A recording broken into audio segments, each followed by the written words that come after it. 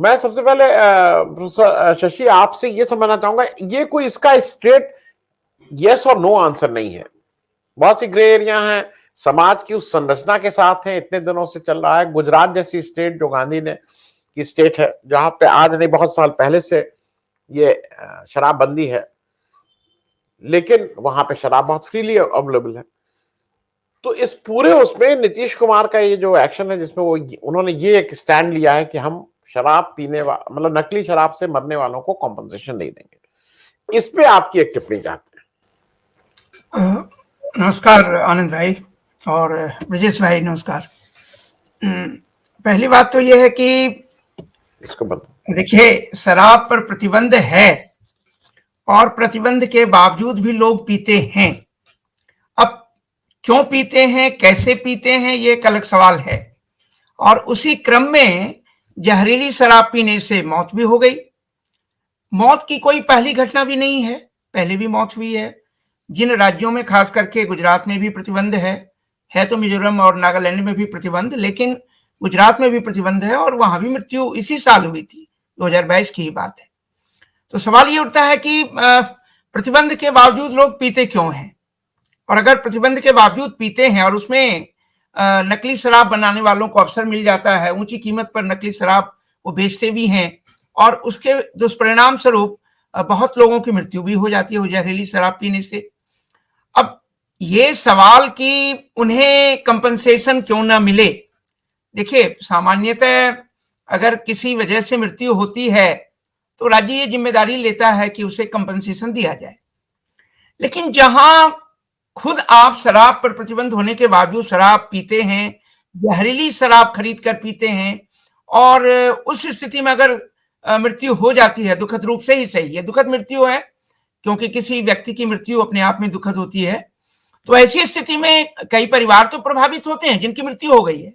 लेकिन ये भी देखिए कि शराब खरीद करके जो लोग पीते हैं और खास करके नकली शराब भी अगर पी लेते हैं, क्या उससे परिवार की स्थिति खराब नहीं होती है? परिवार में हिंसा भी बढ़ती है, परिवार की आर्थिक स्थिति भी खराब होती है, बच्चों की पढ़ाई, स्त्री पर जो तमाम तरह की हिंसा, और समाज में भी परेशानी होती है। तो ऐसी स्थिति में अगर आप शराब या जहरीली शराब पीने वाले लोगों को कंपनसेशन देने की बात मानते हैं सिद्धांततः और देने की बात करते हैं, तो निस्संदेह ये भी लगता है कि कहीं न कहीं आप ऐसी शराब पीने वालों को एक प्रकार से जो है कम से कम प्रोत्साहित कर रहे हैं। अगर प्रोत्साहित नहीं भी कर रहे हैं तो उन्हें ये तो कह ही रहे हैं कि अगर मृत्यु हो जाएगी तो राज्य कुछ जिम्मेदारी ले लेगा। देखिए, है तो ये गलत सवाल। इस तरह के मामले में कंपनसेशन की मांग अनुचित है, मैं जैसा समझता हूं। और निस्संदेह जो है, जिस परिवार में किसी व्यक्ति की और अगर अर्निंग मेंबर की मृत्यु हुई है और उससे परिवार की आर्थिक स्थिति खराब होती है, तो राज्य बाद में उसकी चिंता कर सकता है। अगर बच्चों की पढ़ाई लिखाई और तमाम इस तरह की चिंता हो सकती है, वो तो राज्य के वेलफेयर स्टेट के तहत ही आता है। लेकिन इमीडिएट शराब पी करके, जहरीली शराब पी करके मृत्यु हो और फिर तुरंत कंपनसेशन की मांग भी उठे, ये अपने आप में भी अनैतिक सवाल है। रही बात जो लोग इसे मुद्दा बना रहे हैं कि कंपनसेशन दिया जाना चाहिए, सामान्यतः देखिए राजनीति में होता क्या है कि यदि आप ऐसा कुछ करते हैं तो वो अगर अनुचित भी है तो आप उसे उचित बताने की भी कोशिश करते हैं, उसे न्यायोचित ठहराते भी हैं। और दूसरी ओर अगर कोई प्रतिपक्षी या दूसरा दल या दूसरे दल की सरकार करे तो आप तुरंत उसकी आलोचना करने लगते हैं। ऐसी आलोचनाएं जो है निस्संदेह राजनीति प्रेरित होती हैं। मुझे लगता है कि समाज में शराबबंदी अपने आप में, आप देखेंगे कि डायरेक्टिव प्रिंसिपल में भी 47 जो आर्टिकल है उसमें प्रोविजन था किस प्रकार की, और था क्या है इस प्रकार के कोई भी जो ड्रग्स या कोई भी अल्कोहल या इस तरह के कोई भी जो हेल्थ की दृष्टि से खतरनाक है, उसके उस पर प्रतिबंध लगाने की बातचीत है उसमें 47 आर्टिकल में, डायरेक्टिव प्रिंसिपल्स में। ये अलग बात है कि राज्यों के ऊपर है कि वो डायरेक्टिव प्रिंसिपल्स के को ध्यान में रख करके नीतियों को निर्माण करते ऐसा करते हैं या नहीं करते हैं। तो मुझे तो ऐसा समझ में आता है कि इस प्रकार की कंपनसेशन की मांग करना ये कहीं न कहीं गलत है, और इससे जहरीली शराब बनाने वाले या जहरीली शराब पीने वाले उसको एक प्रकार से प्रोत्साहन भी मिलेगा। तो अगर प्रतिबंध है तो प्रतिबंध है, और जो लोग प्रतिबंध का उल्लंघन करते हैं निस्संदेह वो सजा के भी भागीदार हैं, और निस्संदेह उन्हें अगर किसी स्थिति में मृत्यु होती है तो मुझे नहीं लगता है कि उन्हें कंपनसेशन दिया जाना चाहिए। धन्यवाद। जी जी, देखिए ऐसा है कि हर स्टेट गवर्नमेंट में एक मद्य निषेध विभाग होता है, वो विभाग भी सीधे एक्साइज डिपार्टमेंट का पार्ट होता है। मुझे आज तक समझ में नहीं आया कि एक तरफ एक्साइज डिपार्टमेंट का जो कमिश्नर है उसका काम है कि एक्साइज और बढ़ा के लाओ, 100 रुपया इस बार है तो इस बार 200 लाओ, और एक कोई वहां लगे हुए हैं बाबू टाइप आदमी, उनका काम है कि नहीं नहीं नहीं इसको शराब को। तो ये एक ही डिपार्टमेंट में मद्य निषेध भी उसी में, ये एक दूसरे को बेवकूफ बनाने वाली बात नहीं। मतलब हम इतने साल हो गए, अंग्रेज अंग्रेज हम लोग कहते रहे, इसको तो बंद कर देना चाहिए। खैर, मैं जो ज्यादा बड़ी महत्वपूर्ण बात है शशि भाई आपसे इसलिए पूछ रहा हूं, गुजरात को हम लोग हरदम मानते थे कि गुजरात भाई गांधी जी का है और इसी वजह से वो था, मोरारजी देसाई वहां से आते थे, उनका भी एक था। गुजरात में शराबबंदी है, गुजरात में शराबबंदी होने के बाद भी भाई हमारे मोदी जी गांधी जी के सामने शीश नवा के जाते हैं, उनका एक ही फोटो रखते हैं, गांधी जी को ही मानते हैं, कहते हैं गांधी जी के गुजरात से आ रहा हूं। 27-28 साल से बीजेपी का शासन है, डबल इंजन सरकार है, मोदी जी खुद वहां 9-10 साल राज किए, अब तो प्रधानमंत्री हैं। वो गुजरात को काहे नहीं ठीक मॉडल स्टेट बना पाए? मतलब बाकी तो समझ में आता है, उन्होंने गुजरात में अपना अध्यक्ष जो बनाया है उस व्यक्ति को बना दिया है सीआर पाटिल को, जो इसके लिए जेल गए हैं शराब बेचने और उसमें। तो ये जरा मैं आपसे समझना चाहता हूं, मतलब ये तो आप यू लीड बाय एग्जाम्पल ना।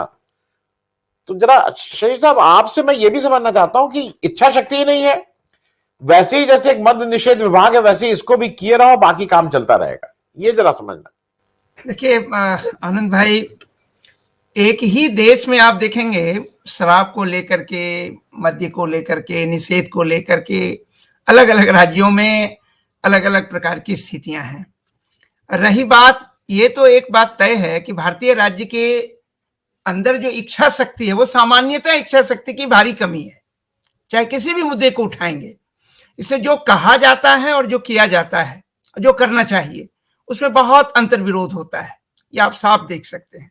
अब मोदी जी गुजरात से आते हैं, गुजरात में तो मद्य निषेध जो है तब भी था जब गुजरात का विभाजन नहीं हुआ था, वो बम्बई 1948-49 से वो एक्ट था, और उसी के बाद फिर 1960 में गुजरात बम्बई से अलग हो गया, फिर अलग राज्य बना, और फिर उन्होंने 2009 में भी उसमें अमेंडमेंट किया था उसी एक्साइज लॉ को। लेकिन वहां भी इस तरह की घटनाएं तो हो ही रही थी। अब रही बात की घटनाएं क्यों होती, इस पे शाहिद भाई ने भी बहुत सारी बातें कही, आपने भी कही, कुछ रविकांत जी ने भी सवाल उठाए। जब तक भारतीय समाज में इतनी विषमता भी है, और विषमता का मतलब मैं विपन्नता की बात, गरीबी की बात कर रहा हूँ, निर्धनता की बात कर रहा हूँ। एक संस्कृत में एक कहावत है और अक्सर लोग कहते हैं कि विभुक्षितम करोति न किम पापम।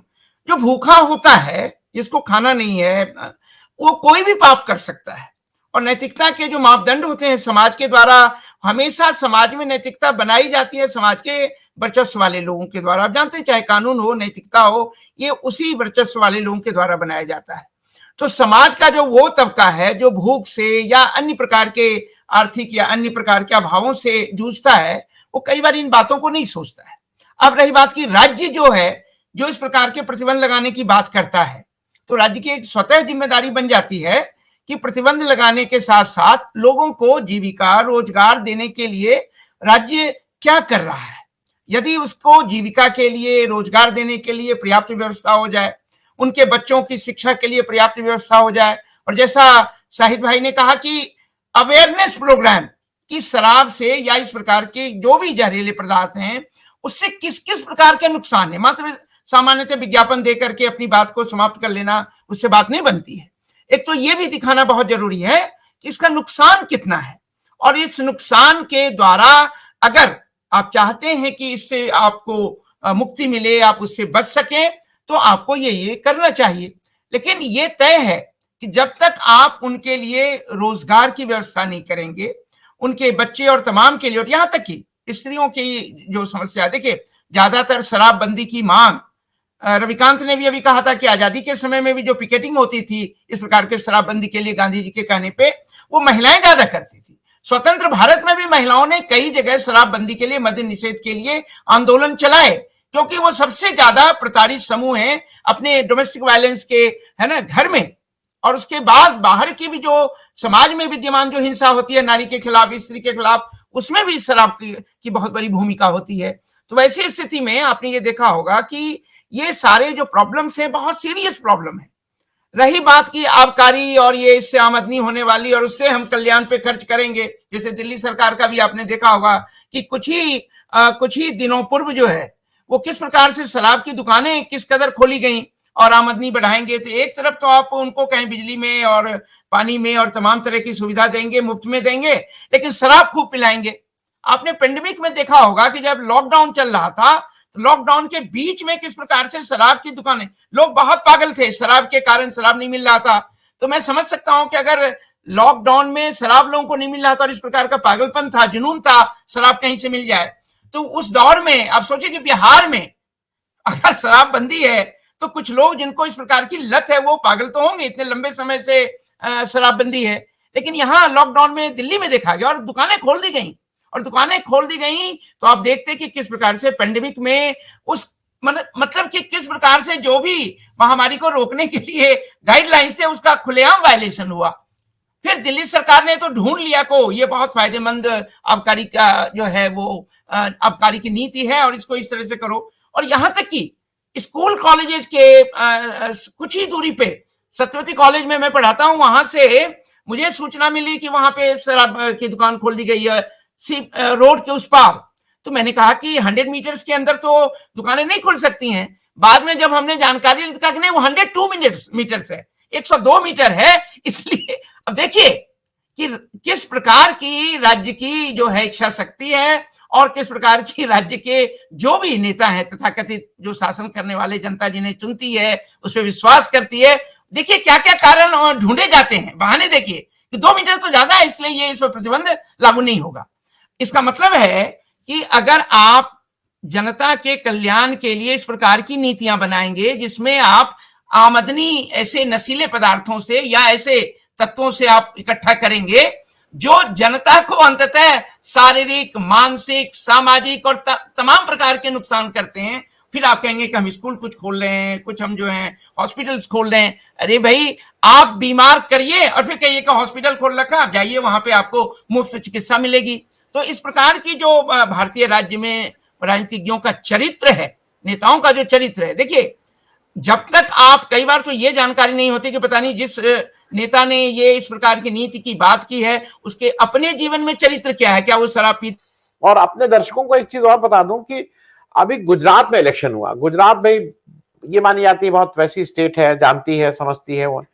वहां पे जुलाई महीने में बोटाड जिले में एक इस शराब से करीब 42 लोग मर गए थे, 100 के लोग एडमिट हुए थे और वो इलेक्शन इशू ही नहीं था। मैं सिर्फ इसलिए कह रहा हूं, प्रधानमंत्री का गृह राज्य, होम मिनिस्टर का गृह राज्य, और वो कोई इशू ही नहीं बना। 42 लोग मरे थे इस जुलाई 2022 में। हमारे एक दर्शक है वो एक बहुत प्रोफेसर शशि एक बहुत पर्टिनेंट बात कह रहे हैं। वो कह रहे हैं कि पूरे होश में कोई मनुष्य दूसरे का मल साफ नहीं कर सकता, समाज में ऐसे लोगों का उत्थान नहीं होता ताकि इससे गंदगी में ना होता। ये चीजें रिलेटेड हैं, ये बिल्कुल ठीक बात है, क्योंकि जिस मल में जब आप उतारते हैं उन लोगों को तो ये तय बात है। या जो मॉर्चरी में जिन लोगों को आप देखते हैं, जो लोग पोस्टमार्टम के लिए रहते हैं और जिस तरह की दशा में रहते हैं और उनको लोली पेड होते हैं, वो सब ठेके में ज्यादा रहते हैं। तो शायद एक कारण ये भी हमारे यहाँ वेजेस, बेरोजगारी, ये भी एक कारण है क्या इसका, शराब को इतना ज्यादा एक्सेप्टेंस का? देखिए, जैसा कि आप समझते हैं कि सेना से लेकर के और समाज के जिन वर्गों की आप बात कर रहे हैं, कई जगह कहा जाता है कि भाई वो शराब और जो भी है अल्कोहल जो है वो प्रोवाइड होना चाहिए। और उसका कारण यही है कि भाई क्या पता होश में व्यक्ति जो है उस प्रकार की युद्ध की हिंसा भी नहीं कर सकता, या उस प्रकार से जो है जो गंदगी को साफ करने की और मैल को साफ करने की बातें हो रही हैं, ये सारी बातें कुछ हद तक सही हो सकती हैं। लेकिन ये भी तय है कि जब तक इस प्रकार से कार्य करने की प्रणाली नहीं बदलती, अब जैसे मैल को साफ करने के लिए मान लिया कि अगर गंदगी को साफ करने के लिए आप फिजिकली किसी से करवा रहे हैं, भाई आप इतनी टेक्नोलॉजिकल एडवांसमेंट हो गई है, इतने सेफ्टी मेजर्स हो गए हैं। अभी आप देखते होंगे कि सफाई के क्रम में लोग जो है वो नाले की सफाई करते हैं या तमाम तरह के जो है, और उसमें मृत्यु हो जाती है। उनके पास सुरक्षा के लिए भी जो है पर्याप्त जो चाहिए वो नहीं होता है उनके पास।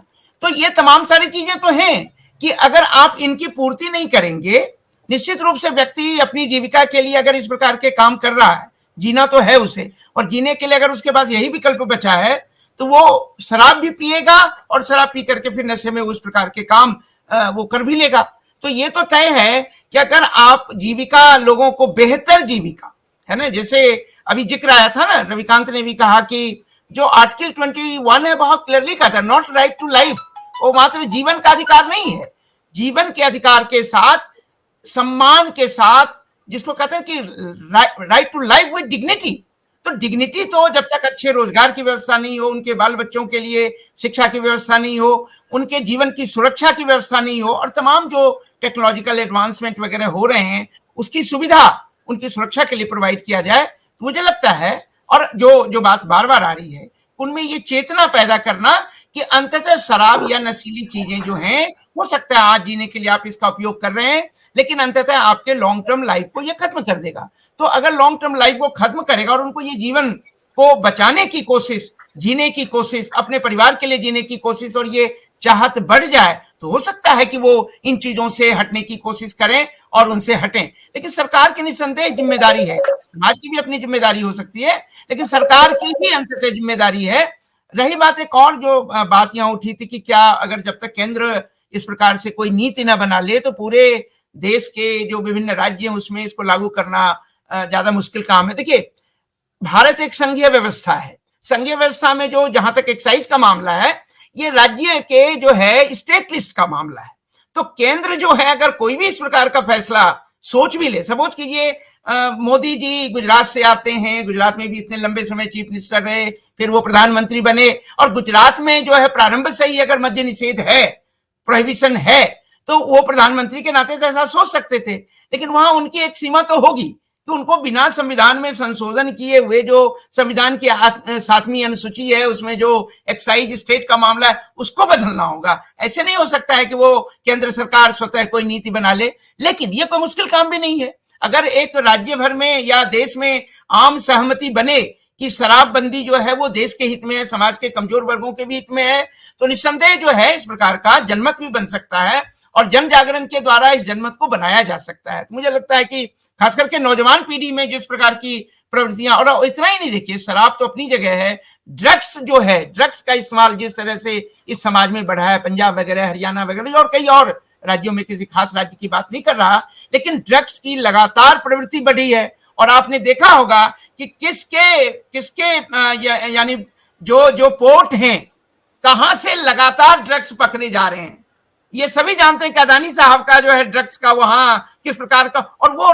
खबरें भी नहीं बनती हैं, बहुत चुपचाप वो खबरें निकाल दी जाती हैं, और वहां से ड्रग्स जो है, तो आप सोचिए वो ड्रग्स जब भारत में आ रहा है तो वो ड्रग्स जा कहां रहा है, कहां बिक रहा है। तो ऐसी स्थिति में सरकार की इच्छा शक्ति को तो आप देख ही सकते हैं। और मोदी सरकार अगर हैं, देख लीजिए अदानी साहब और मोदी जी का रिश्ता जग जाहिर है, उस पर कुछ कहने की आवश्यकता नहीं है। धन्यवाद जी।